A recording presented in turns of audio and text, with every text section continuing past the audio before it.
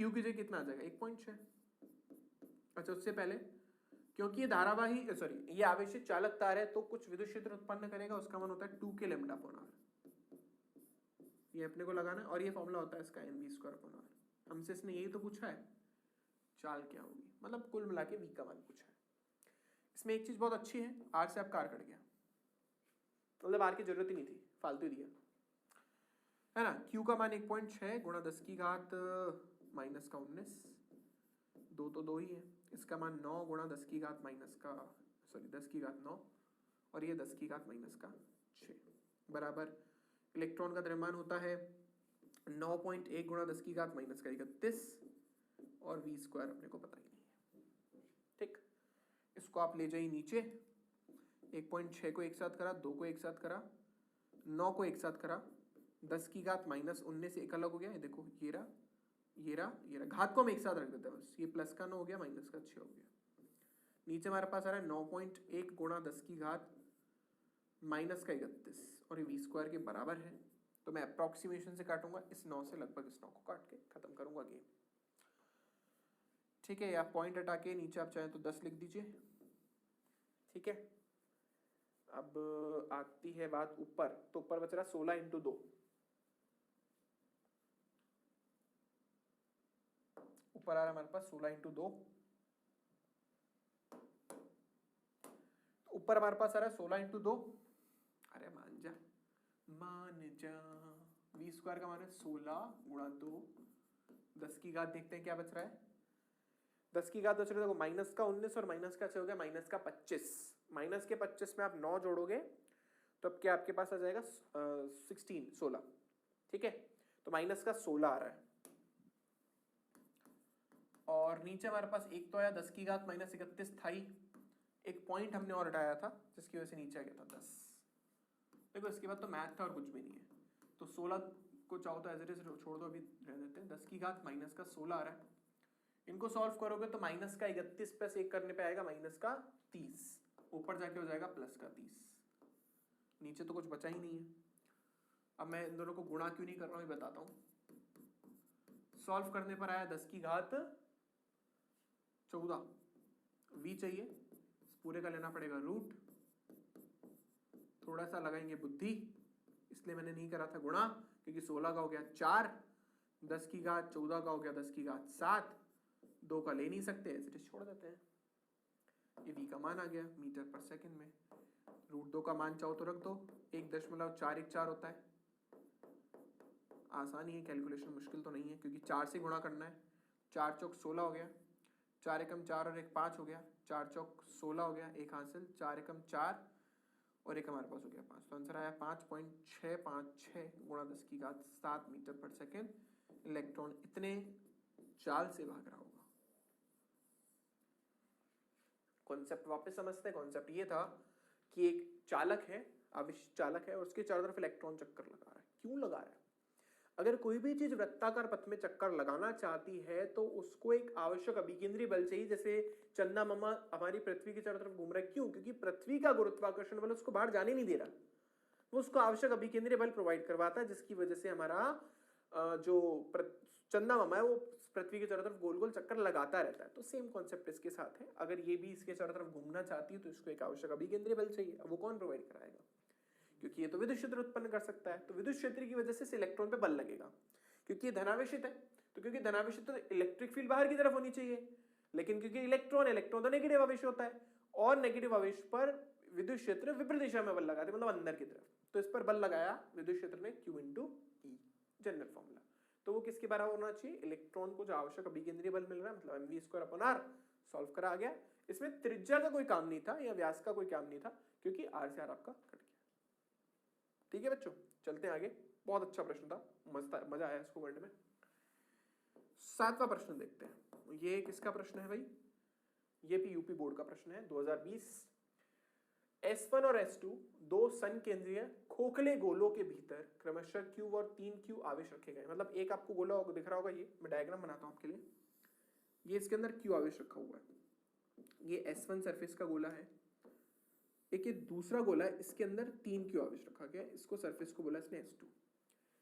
बोला है S1 व S2 से संबंधित फ्लक्स का अनुपात ज्ञात कीजिए। देखिए बहुत आसान है, गाउस के नियम से हम जानते हैं, जैसे फ्लक्स पूछे गाउस के नियम पे आ जाओ। गाउस के नियम से, क्योंकि आवेश दे रखा है, गाउस के नियम से फ्लक्स बराबर होता है sigma Q upon epsilon not के। तो अगर मैं पहले गोले के बारे में बात करूं तो S1 सतह के लिए जो फ्लक्स आएगा वो कितना आएगा, इसको बोल देते हैं फाई S1, क्योंकि पहला है ना, पहली सरफेस है। अच्छा, क्योंकि गाउसीय पृष्ठ की बात करो तो गाउसीय पृष्ठ के अंदर कितना आवेश जो है बंद है, S1 के अंदर सिर्फ Q आवेश बंद है और कोई आवेश बंद नहीं है। तो हम यहां पे लिखेंगे Q upon epsilon not. Value नहीं रखनी, समीकरण नंबर 1 डालो, क्योंकि दोनों का अनुपात पूछा है। S2 सतह की बात करते हैं, तो भाई S2 सतह के अंदर देखते हैं कौन कौन आ रहा है, इसको बोल देते हैं फाई S2। अच्छा जी, S2 सतह के अंदर देखिए 3Q तो आ रहा है, वो तो था ही, पहले भी था, लेकिन भाई इसमें ये Q भी तो आ रहा है। क्यों? क्योंकि हम तो बोलते पूरी गाउसीय पृष्ठ में जितना आवेश आ रहा है, पहले 3Q क्यों नहीं लिया था, क्योंकि 3Q उस गाउसीय पृष्ठ के बाहर था, हमें वो आवेश लेना होता जो गाउसीय पृष्ठ के अंदर हो। तो जब हम S2 सतह के अंदर बात करेंगे तो Q तो है ही और 3Q भी है, तो टोटल हमारे पास हो गया 4Q, तो Q plus 3Q upon epsilon not, तो हमारे पास हो गया 4Q अपॉन एप्सिलॉन नॉट। इसको डाल दो समीकरण नंबर 2, दोनों का पूछा अनुपात, तो phi S1 upon phi S2 करोगे, ये हमारे पास आ रहा है Q अपॉन एप्सिलॉन नॉट, ये आ रहा है 4Q अपॉन एप्सिलॉन नॉट। तो एप्सिलॉन नॉट से एप्सिलॉन नॉट कट गया, Q से Q कट गया, आंसर है 1/4, अनुपात निकालोगे आ जाएगा 1/4। ठीक, लिख देते हैं इसका अनुपात भी, फाई S1 अनुपात फाई S2 बराबर हो गया 1/4। ये तो हमारे पहले प्रश्न का उत्तर आ गया, हमने पहला वाला सॉल्व किया। ठीक, अब दूसरा बोल रहा है अगर S1 के अंदर हम 3 पराविद्युतांक का कोई माध्यम डाल दें, मतलब हमने कोई ऐसा पराविद्युत पदार्थ अंदर भर दिया जिसका पराविद्युतांक 3 है, तो S1 से संबंधित फ्लक्स में क्या चेंज आएगा। बहुत आसान है भी भाई, अगर आप इस S1 गोले के अंदर जिसमें ऑलरेडी Q आवेश है, अगर आप इसमें कोई पराविद्युत पदार्थ डाल देते हो जिसका मान जो है हमारे पास 3 है, जिसको अपन एप्सिलॉन आर या के बोल सकते हैं, 3 है, तो हमें पता है कुछ भी नहीं होना, फ्लक्स का फॉर्मूला क्या होता है, sigma Q upon epsilon not, right. क्योंकि हमने कोई माध्यम इंट्रोड्यूस कर दिया, तो मैंने आपको बोला था जहां माध्यम इंट्रोड्यूस हो जाए वहां पे एप्सिलॉन नॉट के साथ एप्सिलॉन आर को और लिख दो, खत्म करो, कोई प्रॉब्लम ही नहीं। जहां हमें माध्यम इंट्रोड्यूस करने के लिए बोल दे, वहां जहां पे भी एप्सिलॉन नॉट लिखा वहां पे आप एप्सिलॉन आर और चिप दोगे। ठीक है, सिग्मा क्यू इजी के तो हमें पता है इसमें क्यू ही आवेश है, यहाँ पे हमारे पास का मान 3 है, एप्सिलॉन नॉट का मान एप्सिलॉन नॉट। एक काम करते हैं, इसको डैश बोल देते हैं। ठीक है, पहले फ्लक्स का मान कितना था हमारे पास, पहले सरफेस से संबंधित फ्लक्स का मान था Q upon epsilon not, sorry Q upon epsilon not. अभी कितना है, Q अपॉन 3 एप्सिलॉन नॉट। तो हम बोल सकते हैं कि जो फ्लक्स है वो पहले का 1/3 हो गया, देखो आप, है ना, इसकी जगह तो हम वापस वही लिख सकते हैं, तो हम बोल सकते हैं कि जो फ्लक्स है पहले का कितना हो गया, 1/3 हो गया, 1/3 हो गया, अर्थात S1 से संबंधित लिखेंगे पूरा नीचे संबंधित फ्लक्स पहले की तुलना में 1/3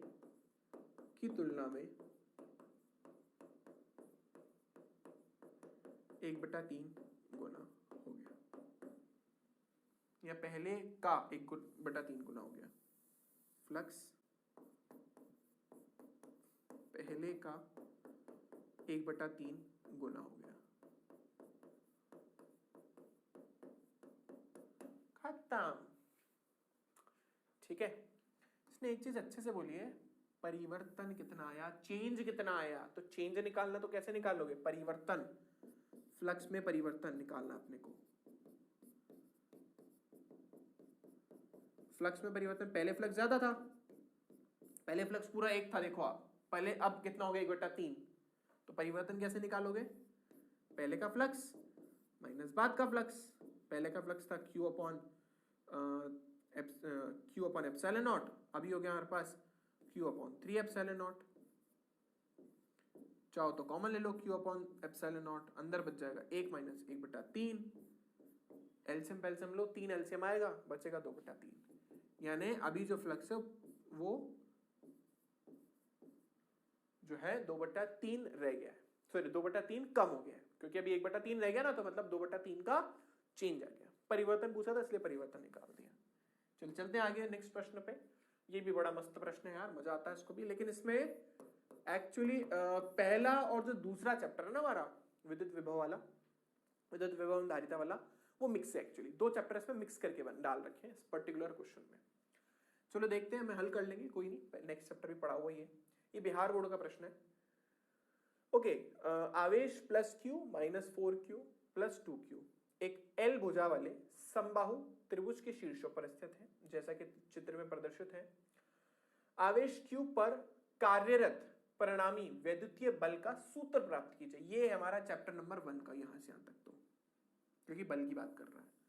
इसके बाद बोल रहा है आवेश को पृथक करने करके अनंत दूरी तक ले जाने में कितना काम करना पड़ेगा। पहले आप इसको अनंत से इस स्थिति तक लेकर आओ, तो अनंत से इस स्थिति तक लाने के लिए आपने जितना काम किया उसका उल्टा कर दो, उतना ही क्या बोलते हैं इसको अनंत तक पृथक करने में यूज होगा, वो बात की बात है। पहले सूत्र की बात करते हैं ना। तो ये आपका L है, ये L है और ये भी L है। यहां पर प्लस Q आवेश रखा है, यहां पर प्लस 2Q आवेश रखा है, और इस पर प्लस माइनस 4Q आवेश रखा है। इसको एक काम करते हैं, इसको Q1 बोल देते हैं, इसको Q2 बोल देते हैं, और इसको Q3 बोल देते हैं। भाई साहब बोल रहे हैं प्लस Q पे कितना बल लग रहा है। अच्छा जी, ये माइनस का ये प्लस का एक दूसरे को आकर्षित करेंगे, तो ये इसको अट्रैक्ट करने की कोशिश करेगा, बोले आजा मेरे पास आजा, तो इसकी वजह से बल लगेगा इधर। इसको अपन बोल देते हैं, किसकी वजह से लग रहा है, 3 की वजह से, तो F3 बोल देते हैं, है ना, इसको बोलते हैं F3। ये भाई साहब धनात्मक, ये भाई साहब धनात्मक, और अगर कोई चीज धनात्मक होती है तो एक दूसरे को प्रतिकर्षित करती है, मतलब जैसे इनमें ऐसे बल लग रहा था तो इसमें ऐसे बल लगेगा। इसने जो बल लगाया, क्योंकि इसको F2 बोलेंगे क्योंकि दूसरे ने लगाया, तो कहीं ना कहीं हमारे पास 2 बल आ गए हैं, एक F1 है, सॉरी एक F3 है और एक F2 है। क्योंकि आपको पता है समबाहु त्रिभुज है, तो ये 20 डिग्री का, सॉरी 60 डिग्री कोण बनेगा, तो बचा हुआ कोण कितना होगा, 120 डिग्री का। यानी हमें कुल मिलाकर के 2 बलों का परिणामी निकालना है जिनके बीच का कोण 120 डिग्री है, कुछ इस तरीके से। एक हो गया F2, एक हो गया F3, कोण 120 डिग्री का। तो सबसे पहली चीज इसमें आपको कैलकुलेट करना है F2 और F3, ठीक। तो देखिए आसानी है, F2 की बात करते हैं। F2 क्या है, F2 है इन दोनों के बीच में लगने वाला बल, तो क्या होना चाहिए, K Q1 Q2, और इन दोनों के बीच की दूरी L है, तो L का स्क्वायर, तो K को K छोड़ो, वैल्यू मत रखना, मतलब सॉरी K का मान मत रखना। Q1 का मान कितना है, Q है, Q2 का मान 2Q है, 2Q लिख दिया अपॉन L स्क्वायर, तो हमारे पास आ गया 2K Q square upon L square. ऐसे F3 देखिए आप, वही K Q1 तो Q1 रहेगा, क्योंकि इन दोनों के बीच की बल की बात चल रही है, तो Q1, और ये है हमारे पास Q3। साइन वाइन नहीं लेना, ध्यान रखना, K Q, ये है 4Q, और ये हमारे पास आ रहा है L स्क्वायर। सॉल्व करा कितना आया, 4 KQ square upon L square. तो हमारे पास F2 का मान भी आ गया, F3 का भी मान आ गया, बस इसका परिणामी निकालना है। चलिए निकालते हैं इसका परिणामी। ओके देखिए, तो परिणामी का सीधा सीधा सूत्र होता है, आपको पता होगा, F2 square plus F3 square plus 2F1 F2 F3 और cos थीटा। बस वो अपन AB लिखते हैं ना, उसकी जगह F2 और F3 लिख दिया और कुछ नहीं करा। तो F2 का मान हमारे पास कितना है, 2KQ square upon L square, और इसका क्या होगा बच्चों, होल स्क्वायर, प्लस वो था 4KQ square upon L square, और उसका हो गया होल स्क्वायर, प्लस 2, इसका मान है 2KQ square upon L square, इसका मान है 4KQ square upon L square, और साथ में आ जाएगा cos 120 डिग्री, cos 120 डिग्री का मान होता है -1/2। ये हो गया हमारे पास 4, 2 का स्क्वायर 4, K स्क्वायर, Q की घात हो गई 4 अपॉन एल की घात होगी 4। क्यों? क्यू का स्क्वायर करना है, एल स्क्वायर का भी स्क्वायर करना है। 4 का स्क्वायर हो गया 16, के स्क्वायर सेम ही करना है, 16 है यहाँ पे, 16 के स्क्वायर क्यू की घात 4 अपॉन एल स्क्वायर प्लस 2 गुणा 4 दूनी हो गया 8 के स्क्वायर क्यू की घात 4 अपॉन एल स्क्वायर, इसका मान होता है माइनस का 1/2, इसलिए 2 नहीं काटा था, 2 छोड़ दिया था, ये हो गया। अब कुल मिला के देखो ये टर्म हो गई नेगेटिव। देखो अब ढंग से जरा, 16 और 4 हो गया 20, 20 में से माइनस का 8 आ रहा है, देखो -8 बचा ना, तो 20 में से 8 गया तो हमारे पास बचा 12, तो 12 के स्क्वायर क्यू की घात 4 अपॉन एल की घात 4, देखो इसमें भी एल की घात 4, एल की घात 4 यहाँ पे आएगा, गलत लिखा मैंने, और ये यहाँ पे भी एल की घात 4 ही आएगा, एल स्क्वायर गुणा हो रहा है, यहाँ पे एल स्क्वायर है। ठीक है, तो देखो 16 और 4 हो गया 20, प्लस में था और ये माइनस प्लस माइनस माइनस हो गया, तो माइनस का 8, सॉल्व करने पे आ गया 12।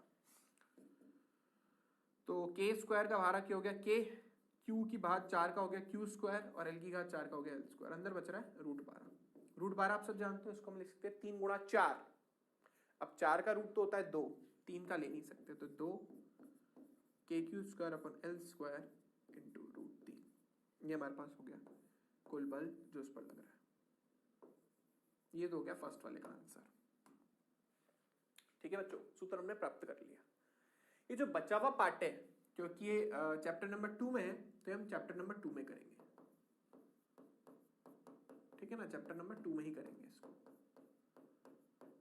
क्योंकि हमने कार्य तो निकाल ही लिया है ना, इसको अनंत तक लेके तो जाना, और क्या करना है। ठीक है, तो इसको अनंत तक लेके जाना है, लेकिन हम इसको चैप्टर नंबर 2 में करेंगे। कॉन्सेप्ट वैसे मैं आपको पता ही देता हूँ, पता है आपको, पहला आवेश लेकर आते हैं, फिर दूसरा आवेश लेकर आते हैं, उस पर पहला वाला बल लगाता है, फिर तीसरे आवेश को लेकर आते हैं, उस पर पहला और दूसरा बल लगाता है, उन तीनों का कार्य निकालते हैं, उन तीनों को जोड़ते हैं, इस निकाय को बनाने के लिए कुल कार्य निकल जाता है। उसको आपको क्योंकि अनंत पे लेके जाना है, तो आप इसको जो है 0 में से माइनस कर दोगे, आपका आंसर आ जाएगा, बट वो नेक्स्ट चैप्टर में पढ़ेंगे, अभी नहीं। चलिए बच्चों, तो इसका बचा हुआ पार्ट नेक्स्ट चैप्टर में होगा, आगे चलते हैं अभी तो अपन। ओके, बहुत मस्त एकदम शानदार लेवल का प्रश्न जो है ना, ये मस्त प्रश्न लगा, बिहार बोर्ड से, ये बीएम का मतलब मैं बिहार बोर्ड से है। तो यहां पे अपन 9वां प्रश्न देख रहे हैं। ओके, देखिए क्या है प्रश्न। प्रश्न है चित्र 2.22 आपको दिख रहा होगा, में संकेंद्रीय विद्युत रेखाओं को जिसका केंद्र O है दिखाया गया है। ये O बहुत सारी संकेंद्रीय मतलब सबका कॉमन सेंटर है O।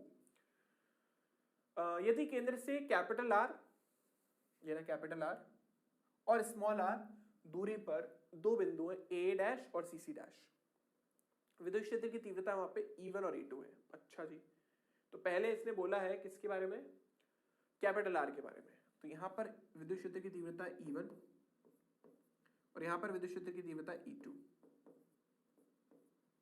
ठीक, बोल रहा है इसका अनुपात निकालो। भाई देखो सीधी तरीके से नहीं आएगा, ये थोड़ा उंगली टेढ़े करने वाला प्रश्न है। तो अपन क्या करेंगे, ये निकालने के लिए अपन एक छोटा सा कॉन्सेप्ट यूज करेंगे। वो कॉन्सेप्ट क्या है मैं आपको बता देता हूं। उस कॉन्सेप्ट में अपन एक लूप लेने वाले हैं, क्योंकि अपने को E1 E2 से मतलब है, तो हम एक लूप लेंगे, ये वाला लूप।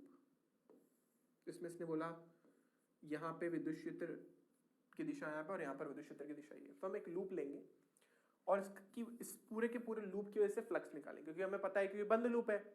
तो बंद लूप के लिए क्योंकि अंदर आवेश तो है ही नहीं ना, तो इसलिए फ्लक्स तो आएगा इसका 0। तो अपन क्या करेंगे, इसका निकालेंगे। इसको एक काम करते हैं, नाम दे देते हैं। नाम हमारे पास अच्छा दे रखा है A', CC'। तो A', CC' के लिए फ्लक्स, कुल फ्लक्स, क्योंकि ये बंद है, कोई चार्ज इंक्लोज है नहीं, तो 0 आना चाहिए। ठीक, ओके। वैसे फ्लक्स हमारे पास होता है E इंटू डी। डी मतलब होता है सेंटर से उसकी दूरी, राइट।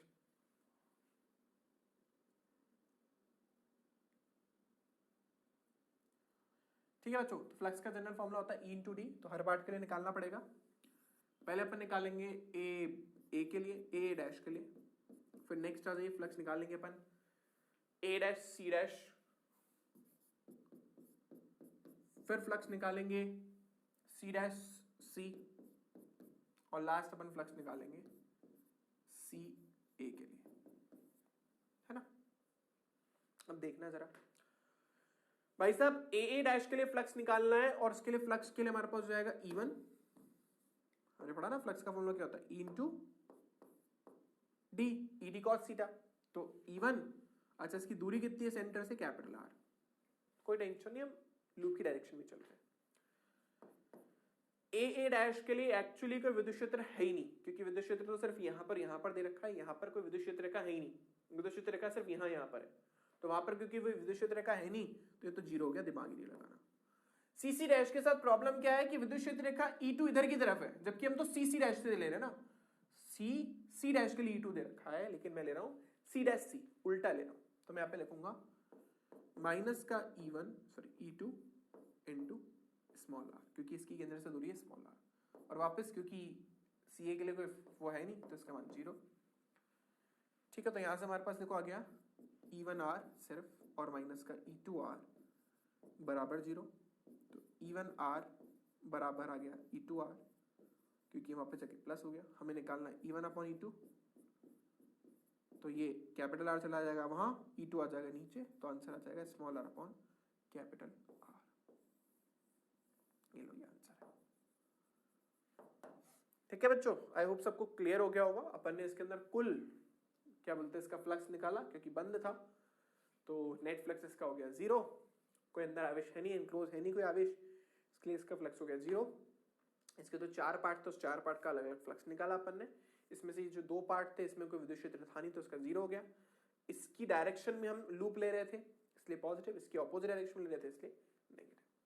चलिए देखते हैं नेक्स्ट प्रश्न। ओके, ये भी बहुत अच्छा प्रश्न है। बोल रहा है दो प्रोटॉनों के बीच की दूरी की गणना कीजिए यदि उनके बीच का प्रतिकर्षण बल एक प्रोटॉन के भार के बराबर है। बच्चों किसी भी चीज का भार कैसे निकालते हैं, भार का मतलब होता है mg। तो ये बोल रहा है ये एक प्रोटॉन है, ये एक प्रोटॉन है, इस पर भी आवेश 1.6 गुणा 10 की घात -19 है, इस पर भी 1.6 गुणा 10 की घात -19 है, क्योंकि दोनों ही प्रोटॉन है, दोनों ऑब्वियसली एक दूसरे को प्रतिकर्षित ही करेंगे, नेचर है इनका, दोनों पॉजिटिव चार्ज इसलिए। तो जो इनके बीच में बल लग रहा है ना, वो एक प्रोटॉन के भार के बराबर है, यानी यहां पर जो इनके बीच में बल लग रहा है, प्रोटॉन्स के बीच में जो बल लग रहा है, प्रोटॉनों के मध्य जो बल लग रहा है वो एक प्रोटॉन के भार के बराबर है, मतलब mg के बराबर, प्रोटॉन के भार के बराबर है। ठीक, ये कैसे निकालोगे आप, K Q दोनों Q है, R में पता नहीं, ये हमारे पास हो जाएगा M इंटू जी, सिंपल। इसमें इसका मान है 9 गुणा 10 की घात 9, Q का मान 1.6 गुणा 10 की घात माइनस का 19, इसका भी मान 1.6 गुणा 10 की घात माइनस का 19, और R स्क्वायर में पता नहीं। M का मान होता है बच्चों 1.67 गुणा 10 की घात माइनस का 27, इस प्रश्न में दे रखी थी वैसे वैल्यू, मैंने लिखी नहीं है, ठीक है ना। और G का मान आपको जो जचे वो रख दो, जचे क्या रखे सर, क्या जचेगा क्या रखेंगे, एक काम करते हैं 10 रख देते हैं ना, तो थोड़ी अपनी कैलकुलेशन आसान हो जाएगी। ठीक है, थोड़ा देखना, बुद्धि लगाएंगे अपन, है ना। अपने को R स्क्वायर का मान चाहिए, तो R स्क्वायर को तो पहले उधर ले जाओ,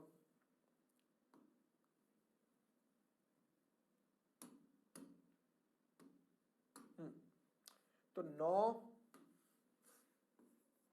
1.6 10 की घात 9 -19 अपॉन, देखो माइनस प्लस का 9 -19 ये नीचे जाएगा। अच्छा देखो 27 है, माइनस का 27 और प्लस का 1, माइनस का 26 हो जाएगा, तो नीचे हमारे पास आ जाएगा 1.67 गुणा 10 की घात माइनस का 26 बराबर R स्क्वायर। थोड़ा सा ध्यान रखना, क्योंकि हमें रूट लेना तो कुछ कुछ टेक्निक अपने को यूज करनी पड़ेगी। 0.67 से 1.6 को काट रहा हूँ लगभग, है ना, लगभग काट रहा हूँ ताकि कुछ हो जाए, कुछ कुछ तो करना पड़ेगा ना अपने को, जुगाड़ तो लगाने पड़ेंगे।